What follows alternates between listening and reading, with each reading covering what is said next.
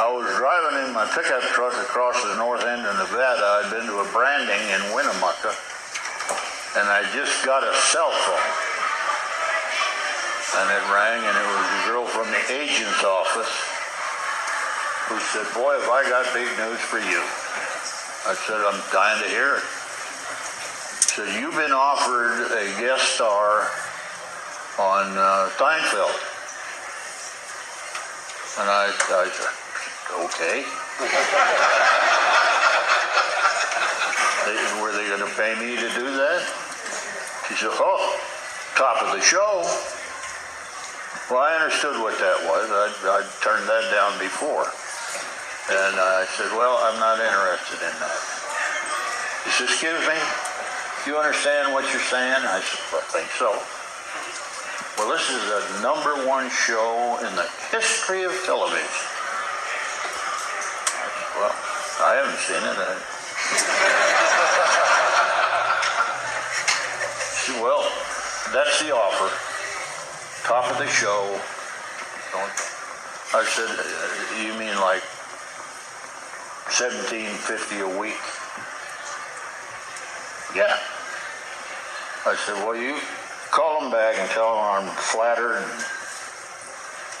I got more than that on me." She called back in about an hour and she said, "They've upped the offer." I said, "Okay."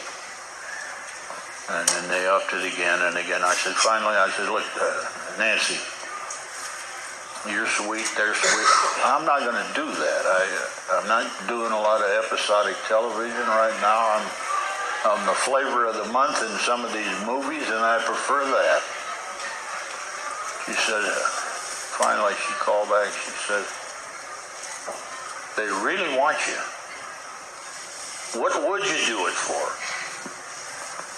And I told her a number that was ridiculous. Because I was tired of talking. She said, "Well, they're not going to pay that."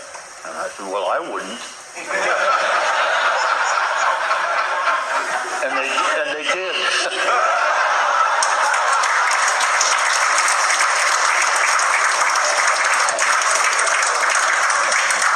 None of your business.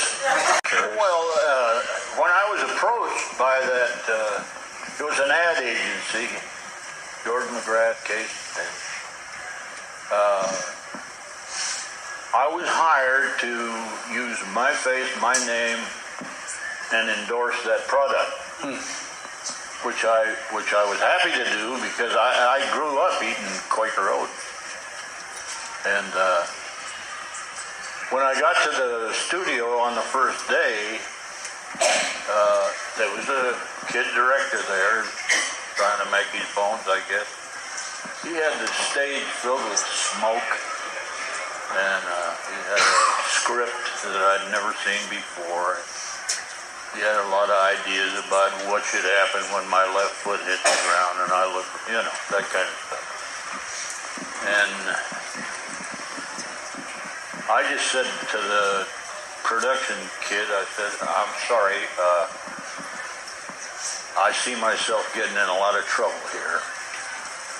So before this gets started and we get lawyers and shit like that going on, I'm not going to do this."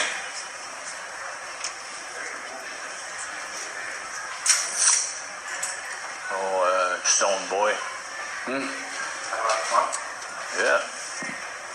Yeah. Anyway, back to the other story.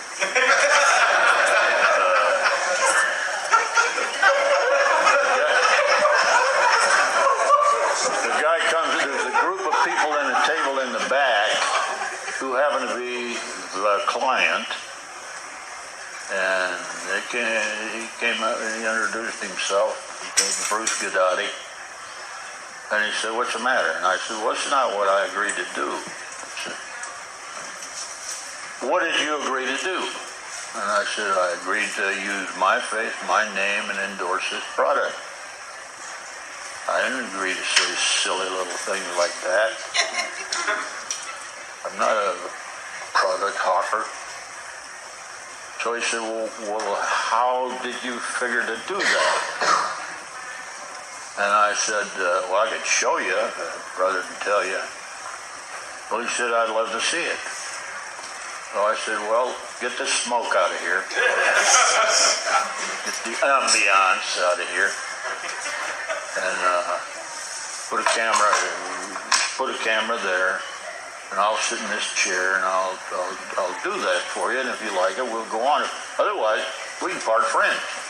He said, that's fair enough. And so I thought about it. What am I going to say now that I've said I'm going to say it? And they turned the camera on, and here's what I said. I said, as a boy, I remember my mother standing over a hot stove, cooking oatmeal. We weren't wealthy. We could afford that. It was healthy, good food. I could still smell it and taste it, and it was wonderful. And besides that, it was the right thing to do. And with that little thing right there, the company won the annual commercial Oscar, Clio they called it. And so for 10 years, that's what we did. I endorsed the product using my name and my face, and we got along with it pretty good.